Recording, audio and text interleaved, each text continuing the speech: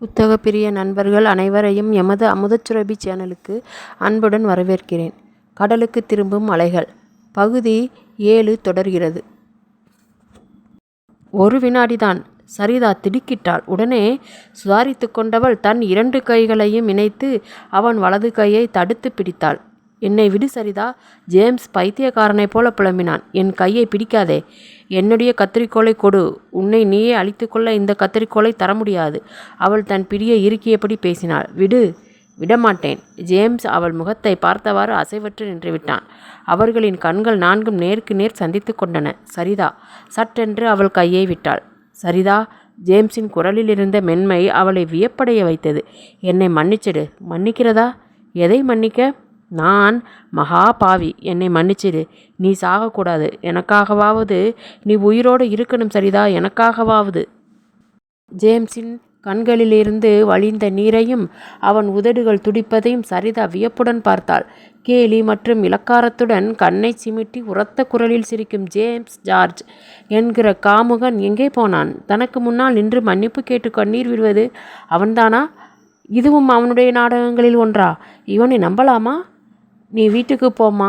இனிமேல் நான் உன் வழியில் ஒருபோதும் குறுக்கிட மாட்டேன். இதுக்காக எந்த விதமான பிரயாச்சித்தமும் செய்ய தயாராக இருக்கிறேன். உன்னோட படிப்பை எதுக்காகவும் நீ நிறுத்த வேண்டியதில்லை. படிப்பை முடிக்க வேண்டும். அந்த நினைவு எழுந்தவுடன் அவள் இதயமே நொறுங்குவது போல் இருந்தது.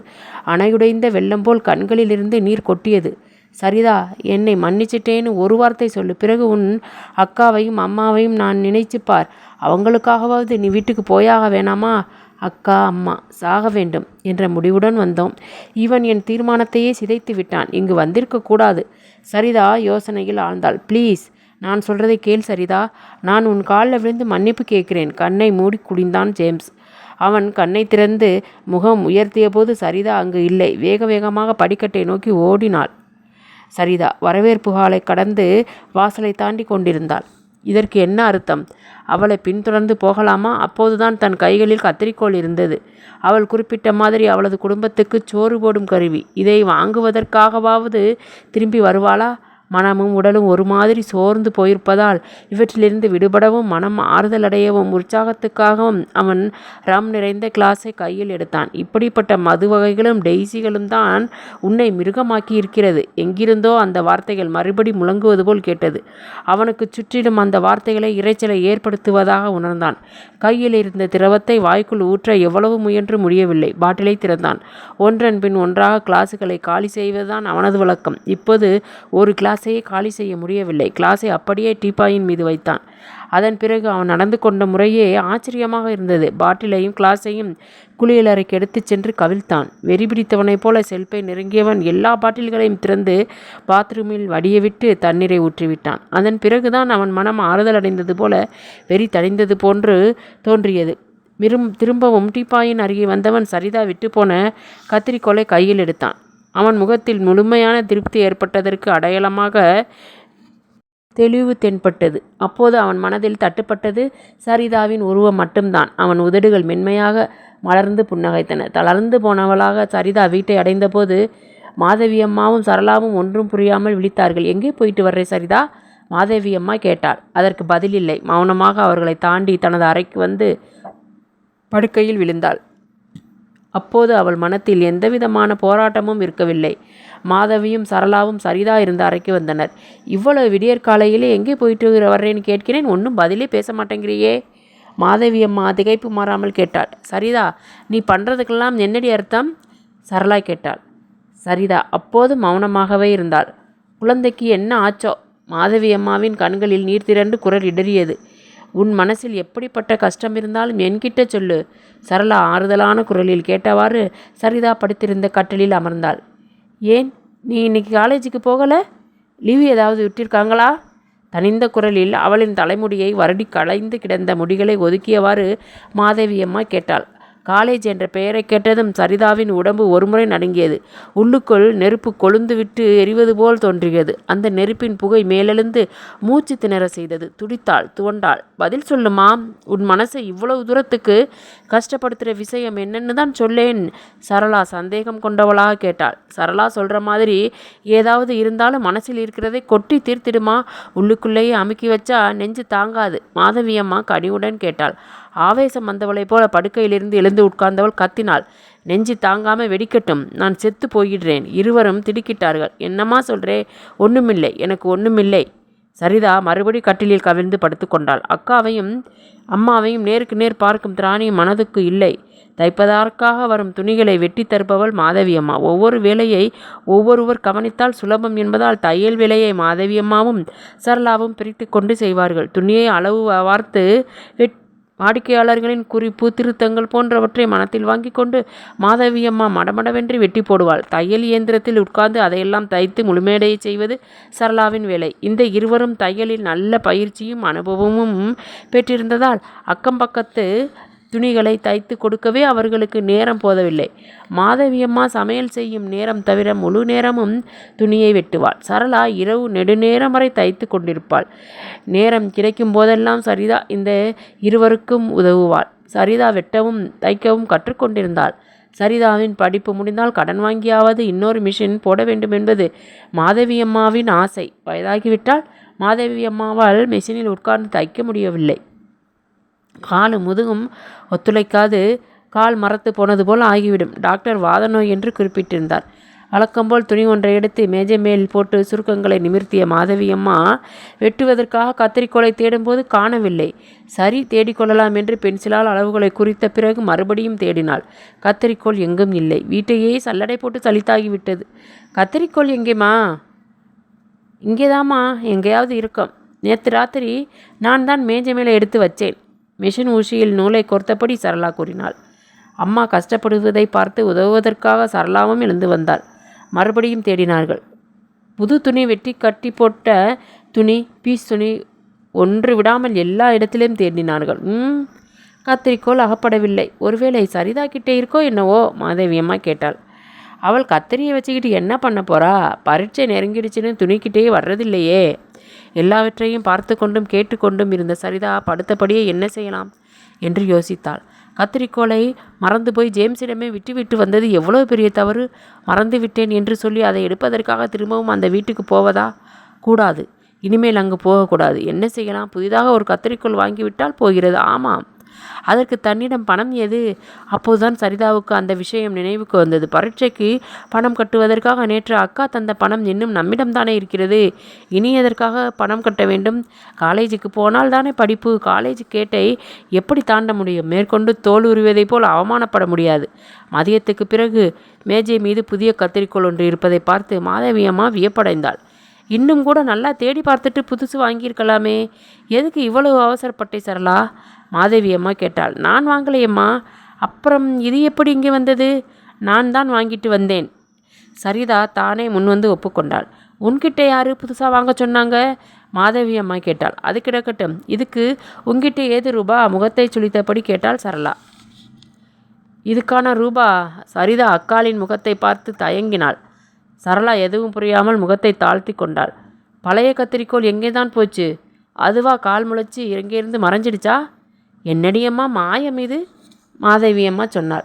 அதை நான் தான் எடுத்தேன். சரிதா எந்தவித உணர்வு மற்றும் கூறினாள். அது எதுக்கு உனக்கு? அக்காவும் அம்மாவும் ஒன்றும் புரியாமல் ஒருவர் பார்த்து கொண்டனர். அதை எடுத்து நீ என்ன பண்ண போகிற? சரி, எடுத்ததையாவது என்கிட்ட சொல்ல வேணாமா? சரளா கேட்டாள். அதெல்லாம் எதுக்கு? உங்களுக்கு தான் புதுசாக ஒன்று வந்துருச்சுல்ல? சரிதா எதிர்கேள்வி கேட்டாள். சரிதா, நீ வர வர அளவுக்கு மீறி போகிறே. சரிதா தலை குடிந்தாள். ஒன்றுக்கும் பதிலளிக்காமல் பழையபடி தன்னுடைய அறைக்கு திரும்பினாள். சரளாவும் மாதவி அம்மாவும் எதுவும் விளங்காதவர்களாக பரஸ்பரம் பார்த்து கொண்டார்கள். மறுநாளும் சரிதா கல்லூரிக்கு போகவில்லை. 3வது நாளன்று சரளாவுக்கும் மாதவி அம்மாவுக்கும் ஏதோ சந்தேகம் தோன்றியது. ராஜம்மாவிடம் விசாரித்து பார்க்கலாமா?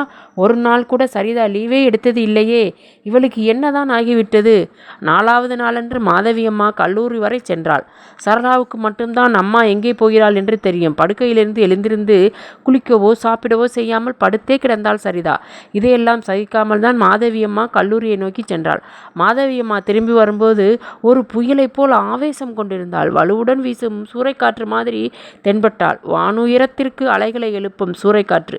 அந்த காற்று கல்லூரியின் 3 மாடி கட்டடத்துக்கே ஆட்டம் கொடுக்க வல்லதாக இருந்தது. சூறைக்காற்று பயணம் செய்தது போல பாதையெல்லாம் அதன் வீச்சு தெரிந்தது. மாதவி அம்மாவின் மனத்தில் எரிந்த நெருப்பு ஜுவாலைகளை அவள் கண்கள் காட்டி கொடுத்தன. அந்த பார்வை எப்படிப்பட்டவரையும் சாம்பலாக்கிவிடும் போலிருந்தது. அம்மா துணி வெட்டுவதற்காக பயன்படுத்தும் மேஜை மீது இடது முழங்கையை ஊன்றி முகத்தை தாங்கி பிடித்திருந்தாள் சரிதா. புதிய கத்தரிக்கோல் அவளின் இடது கையில் இருந்தது. சற்று தூரத்தில் மிஷினில் அமர்ந்து சட்டை தைத்து கொண்டிருந்தாள் சரளா. விஷையுடன் வீட்டுக்குள் புகுந்த மாதவியம்மா சரிதாவின் தலைமுடியை கொத்தாக பிடித்து கண்மண் தெரியாமல் அடிக்கத் தொடங்கினாள். உண்மையை சொல்லுடி, நான் கேள்விப்பட்டதெல்லாம் உண்மையா? வாயை திறந்து நீ உண்மையை சொல்லலேனா உன்னை கொன்று போட்டுடுவேன். அப்போது மாதவி அம்மாவின் கைகள் சரிதாவின் உடம்பில் பதிந்து கொண்டிருந்தன. அம்மாவின் ஆவேசத்தை பார்த்து பயந்த சரளா சரிதா அடிபடாமல் தடுக்க வந்தாள். சரளாவுக்கும் 2 அடி விழுந்ததுதான் மிச்சம். சரளாவுக்கு வருத்தமாக இருந்தது. இப்போது விஷயம் அம்மாவுக்கும் தெரிந்து விட்டிருக்கிறது. சரளா முதல் நாளே விஷயத்தை தெரிந்து கொண்டாள். காலேஜ் முழுவதும் விஷயம் பரவி இருக்கலாம். அதனால்தான் சரிதா போகாமல் இருக்கிறாள். ஆனால் அம்மாவுக்கு இது தெரிந்திருக்க வேண்டாம்.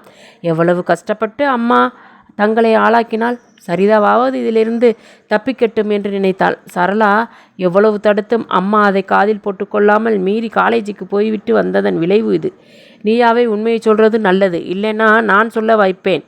கொத்தாக பிடித்திருந்த தலைமுடியை விடாமல் மாதவியம்மா சரிதாவின் முகத்தை திருப்பினாள்.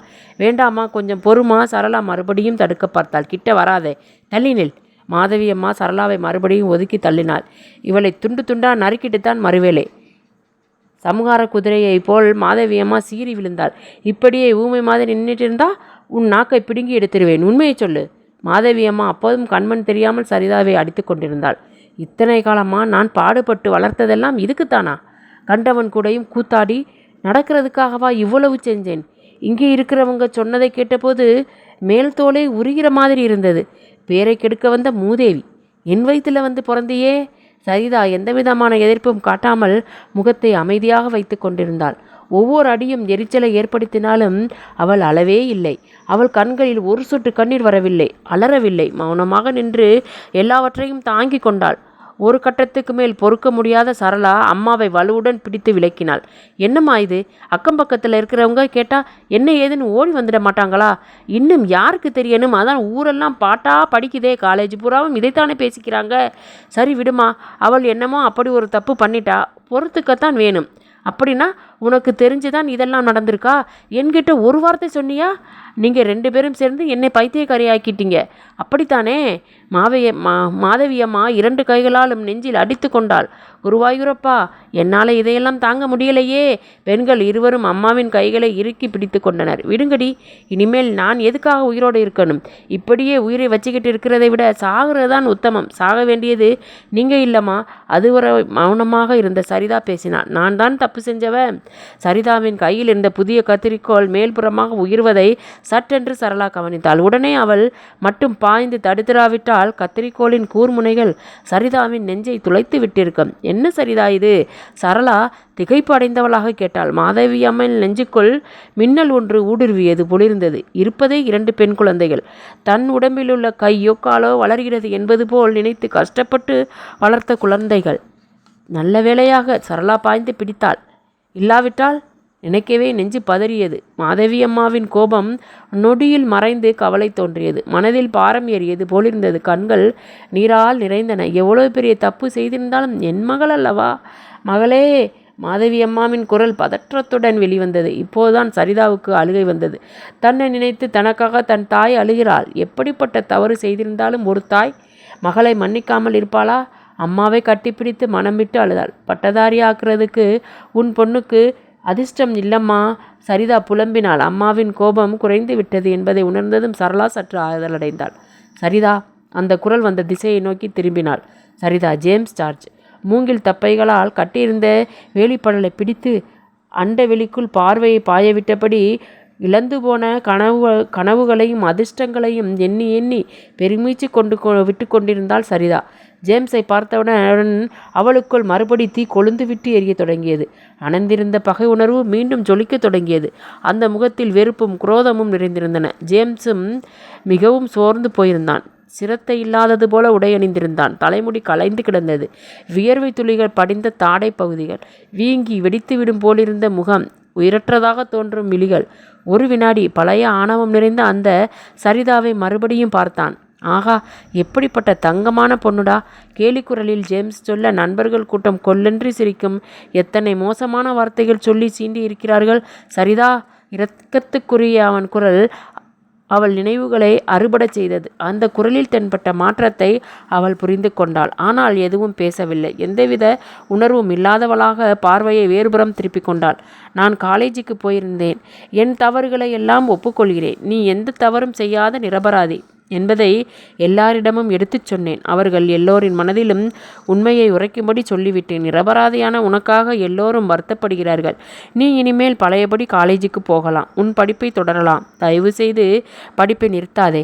சரிதா பழையபடி எந்தவித உணர்வுமின்றி அப்படி நின்று கொண்டிருந்தாள். வாயை திறந்து பேசு சரிதா. உன் காலை பிடிச்சு மன்னிப்பு கேட்கவும் தயாராயிருக்கேன். உங்கள் அம்மா கிட்ட மன்னிப்பு கேட்கட்டுமா? தயவு செஞ்சு. சரிதா எதுவும் பேசாமல் திரும்பி நடந்தாள். அவள் எடுத்து வைக்கும் ஒவ்வொரு காலட்டும் தன் நெஞ்சில் பதிவதாக ஜேம்ஸுக்கு தோன்றியது. மூங்கில் படலை பிடித்தபடி அவள் நடப்பதை பார்த்து கொண்டிருந்தான். முற்றத்துக்கு வந்தபோது மாதவி அம்மாவின் தீப்பொறி பறக்கும் கண்கள் தான் சரிதாவுக்கு தட்டுப்பட்டன. காலேஜில் நுழைய முடியாததுன்னதுக்கு அப்புறம் இதையெல்லாம் இங்கேயே நடத்துறதுன்னு தீர்மானிச்சாச்சா? மன்னிக்கிறதுக்கும் ஒரு எல்லை இருக்குது. இனிமேலும் இது தொடர்ந்தால் கத்திரிக்கோலை எனக்காக நான் பயன்படுத்த வேண்டியிருக்கும். மாதவி அம்மா சரிதாவை தடுத்து நிறுத்தியபடி கூறினாள். சாட்டையடி பட்டது போல் ஜேம்ஸ் படலுக்கு பின்புறம் இருந்து துடித்தான். ஊருக்குள் மட்டுமல்ல, வீட்டுக்குள் கூட இவள் எந்த அளவுக்கு தண்டிக்கப்படுகிறாள்! எப்படிப்பட்ட வார்த்தைகள்! காலேஜுக்கு வந்து விசாரித்து விட்டு வந்த இந்த தாய் அவளை என்னவெல்லாம் சொல்லி திட்டி தீர்த்திருப்பாள். சரளாவும் தன் பங்குக்கு மிச்சம் வைத்திருக்க மாட்டாள். அவர்களின் கனவுகள் அடியோடு தகர்ந்து போனதற்கு தன்னுடைய நடவடிக்கைகள் தானே காரணம். அவர்களை சந்தித்து நடந்ததையெல்லாம் மனந்திறந்து பேசிவிட்டால் என்ன? அவள் மீது எந்த தவறும் இல்லை என்று சொன்னால் என்ன? கலிகாலம் முற்றிவிட்டது. தன் மகளின் எதிர்காலத்தை நாசமாக்கியவன் என்று என் நெஞ்சில் கத்திரிக்கோலை பாய்ச்சவும் அவர்கள் தயங்க மாட்டார்கள். என்ன செய்வதென்று ஜேம்ஸ் வந்த வழியே திரும்பினான். இதெல்லாம் நடந்து 2-3 வாரங்கள் ஆன பிறகும் சரிதா காலேஜுக்கு போகவில்லை. அதை பற்றி அவள் யோசித்ததாகவும் தெரியவில்லை. ஏற்கனவே அவள் பிடிவாதம் நிறைந்தவள். எதையும் தீர யோசித்தே செய்வாள். ஒருமுறை தீர்மானத்துக்கு வந்த விஷயத்தை மீண்டும் பரிசீலிப்பது என்பது அவளிடம் இல்லை. கௌரவம் பார்ப்பவள். அந்த அளவுக்கு அவமானப்பட்ட பிறகு இனிமேல் அந்த காலேஜுக்குள் காலெடுத்து வைப்பதில்லை என்று முடிவு செய்திருந்தாள். அவளுடன் படிக்கும் மாணவ மாணவியர் அவளை தேடி வந்தனர். அவர்களுக்கெல்லாரும் எவ்வளவோ எடுத்துச் சொன்னார்கள். இன்னும் 3 மாதம். அதற்காகத்தானே இத்தனை நாளும் கஷ்டப்பட்டது. அதை முடிக்காமலிருந்தால் அவள் சொன்ன ஒரே பதில் முடியாது. பணம் கட்டிட்டா பரீட்சை எழுத பிரின்ஸ்பால் ஏற்பாடு செய்வார். தேவையில்லை. வந்திருந்தவர்கள் சரிதாவுக்கு நன்கு அறிமுகமானவர்கள். அவளின் நலம் நாடுபவர்கள். அவர்கள் சொல்லித்தான் மாதவி அம்மாவுக்கும் சரளாவுக்கும் உண்மை புரிந்தது. உண்மையில் நடந்தது என்ன என்பது விளங்கியது. ஜேம்ஸ் தானாகவே வந்து குற்றத்தை ஒப்புக்கொண்டதையும் அவர்கள் சொல்ல தவறவில்லை. மாதவி அம்மாவின் மனம் மகளின் இயல்பை நினைத்து பெருமிதப்பட்டது. சரளாவும் பூரித்து போனாள். எல்லோரும் சேர்ந்து சரிதாவை தவறாக புரிந்து கொண்டதுடன் தப்பு செய்யாமலே தண்டிக்கவும் செய்தோமே. அப்பாவி பண்! இவள் வழி தவறக்கூடியவள் அல்ல. என்னவெல்லாம் சொல்லி எப்படியெல்லாம் இந்த கைகளால் அடித்து விட்டேன். மாதவியம்மா பச்சாதாபத்தில் குன்றி போனாள். நான் கூட தங்கையை எப்படியெல்லாம் நினைத்து விட்டேன். சரளாவும் மனம் மருந்தினாள். இருவரும் சரிதாவை நெருங்கினார்கள். நீதான் எந்த தப்பும் செய்யலையே, அப்புறம் எதுக்காக நீ காலேஜுக்கு போக தயங்கணும்? வீணா பிடிவாதம் பிடிக்காதே. அவன் எவ்வளவு மோசமானவனா இருந்தாலும் செஞ்ச தப்பை ஒப்புக்கிட்டான் இல்லையா? இனிமேல் உன்னை யாரும் பழி சொல்ல மாட்டாங்க. என்னை வற்புறுத்தாதீங்க, சரிதா கூறினாள். நீ போகாததால் ஜேம்ஸு படிப்பை நிறுத்திட்டானா? சரளா கூறினாள். நிஜமாவா? சரிதா வியப்புடன் கேட்டாள். தான் போகாததால் ஜேம்ஸும் காலேஜுக்கு போகவில்லையா? ஆமாம், அவன் போனால் என்ன, போகாவிட்டால் தான் என்ன? நான் ஏன் அதை பற்றி கவலைப்பட வேண்டும்? எனக்கு என்ன லாபமா நஷ்டமா? போனால் பிஏ பட்ட வாங்கலாம், பட்டதாரி என்று சொல்லிக்கொள்ளலாமே. ஆனால் நான்? தன்னுடைய இதுவரையிலான உழைப்பு, அம்மா அக்கா இருவரின் தவ பயன் எல்லாமே பாழாகி விட்டிருக்கிறது. எல்லாமே. என்ன இருந்தாலும் அந்த காம்பவுண்டுக்குள் காலெடுத்து வைக்க முடியாது. எவரையும் ஏறிட முடியாது. தன்மானம் அதற்கு இடமளிக்கவில்லை. திருவாசலில் மூங்கில் படலுக்கு பின்னால் கார் வந்து நின்றபோது மூவரும் என்ன ஏதென்று தெரிந்து கொள்ளும் ஆவலுடன் வாசலுக்கு வந்து பார்த்தார்கள். அந்த இடத்துக்கு காரில் வருகிறவர்கள் யார்? பிலாப்பரம்பு வீட்டைச் சேர்ந்த தாமஸ் ஜார்ஜும் அவர் மனைவியும் காரிலிருந்து இறங்கினர். ஜேம்ஸின் அப்பா அம்மா மூவரின் முகங்களும் வெளிரின. மாதவி அம்மா, என்னை தெரியுமில்லையா உங்களுக்கு? முற்றத்துக்கு வந்த தாமஸ் பேச்சை தொடங்குவதற்காக கேட்டார். மாதவி அம்மாவுக்கு சட்டென்று உடம்பில் தைரியம் புகுந்து கொண்டது போலிருந்தது. நறுக்கென்று 2 வார்த்தை கேட்டுவிட வேண்டியதுதான். இருப்பினும் அதையெல்லாம் சற்று நேரத்துக்கு அடக்கி கொண்டாள். எப்படி தெரியாமல் இருக்கும்? நாம் வேற வேற ஊர்க்காரங்களா என்ன? மாதவி அம்மா இயல்பாக வரவேற்றார். உட்காருங்கள். வீடு தேடி வந்தவர்களை உபசரிக்க வேண்டும் என்பதற்காக சரளா 2 நாற்காலிகளை எடுத்து வந்து போட்டாள். இருவரும் அவற்றில் உட்கார்ந்தபோது சரளா ஒரு கணம் பயந்தாள். பழைய நாற்காலிகள் தாங்குமோ தாங்காதோ. சரிதா சட்டென்று வீட்டுக்குள் மறைந்தாள். நாங்கள் வந்திருக்கிறது. தாமஸ் ஜார்ஜ் பேச்சை பாதியிலே நிறுத்தினார். எதுக்குன்னு தெரியும். மாதவி அம்மாவின் குரலில் கனமேறியது. வந்தவர்கள் தயக்கத்துடன் பரஸ்பரம் பார்த்து கொண்டார்கள். பையனால் பாலா போன பொண்ணை ஒரு தடவை பார்த்துட்டு போகலாமான்னு வந்திருக்கானே. தாமஸுக்கும் குஞ்சம்மாவுக்கும் குப்பென்று வியர்த்தது. மாதவி அம்மா. தாமஸ் மிகவும் அமைதியாக பேச்சை தொடங்கினார். குழந்தைங்க எந்த வழியில்லாமோ போகிறாங்க. எந்த இடத்தை நோக்கி போகிறாங்கன்னு நம்மால் தெரிஞ்சிக்க முடிகிறதில்லை. பையனுக்காக வக்காலத்து வாங்குறீங்களா? கேட்குற ரூபாவை கையில் கொடுத்து தேவைப்பட்ட பொண்ணை நாசப்படுத்திட்டு வான்னு அனுப்பினா அப்புறம் எப்படி இருக்கும்? மாதவி அம்மாவின் குரலில் சீற்றம் தெரிந்தது. குழந்தைகளை குழந்தைகளாக வளர்க்கணும். ஒரே பிள்ளையாக இருந்தால் கூட கட்டுப்பாடு தேவையில்லையா என்ன? உங்கள் செல்ல பிள்ளையை நான் பார்க்கலாமா? அம்மா. சரளா குரல் கொடுத்தாள். காரணம், அயல் வீட்டார் எட்டி பார்க்க தொடங்கியிருந்தனர். எல்லோருக்கும் நடந்ததெல்லாம் தெரியும். இருந்தாலும் இதை வெளிப்படையாக சர்ச்சை செய்ய வேண்டுமா என்ன? சரளாவின் குறுக்கீட்டை பொருட்படுத்தாமல் மாதவி அம்மா தொடர்ந்தாள். உங்கள் பையன் ஒரு நாள் இங்கே வந்திருந்தான். அப்போது எனக்கு இதை பற்றி எதுவும் தெரியாது. என் பொண்ணு தான் தப்பு செஞ்சிட்டாள்னு நானும் நினச்சேன். இல்லைனா 2 வார்த்தை கேட்டிருப்பேன். மாதவி அம்மா பேசுகிறவரை பேசட்டும் என்று கணவன் மனைவி இருவரும் காத்திருந்தனர். பாவம் என் பொண்ணு. மாதவி அம்மாவின் குரல் தாழ்ந்து வந்தது. அவள் ஒழுங்கா சாப்பிட்டு தூங்கி எத்தனை நாளாகுது தெரியுமா? எங்கள் வீட்டுக்கு அவள் செல்ல பொண்ணு. உங்கள் பையனால் அவள் வாழ்க்கையே நாசமாக போச்சு. என் பொண்ணு தன்மானமுள்ளவ, பிடிவாதக்காரி. நேரம் செல்ல செல்ல மாதவி அம்மாவின் குரல் இடறியது. நீர் நிறைந்த கண்களை வேட்டி முனையால் துடைத்து கொண்டாள். அப்பா இல்லாத இந்த குழந்தைகளை எவ்வளவு கஷ்டப்பட்டு வளர்த்தேன் தெரியுமா உங்களுக்கு? ஒன்றாவது எங்கள் குடும்பத்தை விளங்க வைக்காதான்னு ஆசைப்பட்டேன். அதுக்காகத்தான் ராத்திரி பகல்னு பார்க்காம தையல் மிஷினோடு மாரடிக்கிறேன். மேற்கொண்டு பேச முடியாமல் மாதவி அம்மா விம்மத் தொடங்கினாள். மாதவி அம்மா. குஞ்சம்மா அமைதியான குரலில் அழைத்தாள். நானும் ஒரு அம்மாதான். இந்த விஷயத்தில் உங்களை விட எனக்கு ரொம்ப வருத்தம்தான். என் மகனால் ஒரு பெண்ணோட வாழ்க்கை பாலா போச்சேன்னு நினைக்கும்போது எனக்கே மனசு ஆறலை. உட்கார்ந்த இடத்திலிருந்து எழுந்த குஞ்சம்மா மாதவி அம்மாவை நெருங்கி தொடர்ந்தாள். நீங்கள் சொன்னதெல்லாம் உண்மைதான். உங்கள் கேள்விக்கெல்லாம் எங்ககிட்ட எந்த விதமான பதிலும் கிடையாது. கடவுள் எனக்கு ஒரே ஒரு பையனைத்தான் கொடுத்திருக்கார். அதனால் அளவுக்கு மீறி செல்லம் கொடுத்துட்டோம். அது எப்படிப்பட்ட தவறுன்னு புரிஞ்சிடுச்சு. நாங்களே நினைச்சா கூட இனிமேல் ஆனவை திரத்த முடியும்னு தோணலை. என்னதான் பண்ணுறது? குஞ்சம்மாவின் பேச்சும் அதில் கலந்திருந்த உண்மையையும் துயரத்தையும் உணர்ந்த மாதவியம்மா மௌனமானாள். இப்படிப்பட்டவர்களிடம் என்னத்தை கேட்க? பேச வேண்டியது நிறைய உள்ளது. ஆனால் இந்த அளவுக்கு மனம் திறந்து பேசுபவர்களிடம் என்னத்தை கேட்க? இதுவரை பேசியதே அதிகமோ என்று தோன்றியது. எங்கள் பையன் செஞ்ச தப்புக்கு மன்னிப்பு கேட்கத்தான் வந்திருக்கிறோம். தாமஸ் ஜார்ஜ் பேசினார். இனிமேல் நீங்கள் 1000 மன்னிப்பு கேட்டாலும் பொறுத்துக்க சொன்னாலும் என்ன பிரயோஜனம்? வரவேண்டியதெல்லாம் வந்தாச்சு. எல்லாம் விதிதான். நான் வேற என்னத்தை சொல்ல? மாதவி அம்மா பெருமூச்செறிந்தாள். உங்கள் சின்ன பொண்ணு எங்கேம்மா? தாமஸ் கேட்டார். இனிமேல் காலேஜுக்கு போகிறதா இல்லையாம்மா? அப்படித்தான் அந்த பிடிவாதக்காரி சொல்கிறா. மாதவி அம்மா பதிலளித்தாள். கூப்பிடுங்களேன் சரிதாவை. சரிதா, இப்படி வாம்மா. மாதவி அம்மா உட்புறம் திரும்பி அழைத்தாள். பக்கத்து அறையிலிருந்து எல்லாவற்றையும் கேட்டுக்கொண்டிருந்த சரிதா சட்டென்று வராந்தாவுக்கு வந்தாள். அப்போதும் அவள் முகம் எந்தவித உணர்ச்சியும் அற்றிருந்தது. குஞ்சம்மாவும் தாமஸும் அவளை ஊன்றி கவனித்தார்கள். அழகுபடுத்தி கொள்ளாமல் இருந்தாள். சரிவர குளிக்காமல் தலைவாராமல் இருந்தாள். உயிரற்றது போலிருந்த அவள் கண்களை நேருக்கு நேர் சந்திக்க குஞ்சம்மாவின் குற்ற உணர்வு சம்மதிக்கவில்லை. அவளின் தாய்மை மனம் துடித்தது. தன் மகன் செய்த தவறின் ஓர் அடையாளம். என்ன சொல்லி இந்த பெண்ணின் மனதை தேற்றுவது? மகளே, குஞ்சம்மா சரிதாவை நெருங்கினாள். குழந்தைத்தனமான அவள் முகத்தை பார்த்தபடி துயரம் தோய்ந்த குரலில் அழைத்துவிட்டு பேசத் தொடங்கினாள். இப்படிப்பட்ட ஒரு மகனை பெற்றதுக்காக என்னை மன்னிச்சிடுமா. சரிதா அப்போதும் எந்தவிதமான உணர்ச்சியும் இல்லாதவளாக தோற்றமளித்தாள். சரிதா, நடந்ததையெல்லாம் மறந்துடுமா. அவள் தலையை வருடியபடி குஞ்சம்மா தொடர்ந்தாள். என்னமெல்லாமோ நடந்துடுச்சு. தவறு செய்யாதவங்க யாராவது இருக்கிறாங்களா என்ன? தவறு நடந்தால் அதை சரி பண்ணுறது தானே அறிவுள்ளவங்க வேலை. நான் அறிவில்லாதவள். சரிதா அமைதியாக பதிலளித்தாள். இப்படியெல்லாம் பேசினா எப்படிம்மா? தாமஸ் உட்கார்ந்த இடத்திலிருந்து எழுந்தாள். பரீட்சைக்கு இன்னும் 2-2.5 மாதம் தானே இருக்குது. அதை முடிச்சிடுறது தான் நல்லது. தேவையில்லை. என்னம்மா இப்படி பேசுகிற? எதிர்காலத்தை கெடுத்து கொள்ளலாமா? அதுதான் ஏற்கனவே அழிஞ்சு போச்சே. இல்லைம்மா, இன்னையிலேருந்து உங்கள் கூட நாங்களும் இருக்கிறோம். எங்களையும் உன் அப்பா அம்மா மாதிரி நினச்சிக்கோ. அதெல்லாம் தேவையில்லை. பிடிவாதம் பிடிக்காதம்மா, குஞ்சம்மா கூறினாள். உன் காலை பிடிச்சு கேட்குறோம். இந்த அம்மாவுக்கும் அக்காவுக்கும் அதுதானே லட்சியம். அதுக்காக தானே இவ்வளவு கஷ்டப்படுறாங்க. உண்மைதான், அதெல்லாம் இருந்தது. ஆனால் இப்போ இல்லை. திருத்த முடியாத தவறுன்னு ஏதாவது உண்டா என்ன? நான் அதை திருத்திக்கிட்டேனே. நான் யாரையும் தொந்தரவு செய்யலையே. நீங்கள்லாம் ஏன் என்னை இவ்வளவு கஷ்டப்படுத்துகிறீங்க?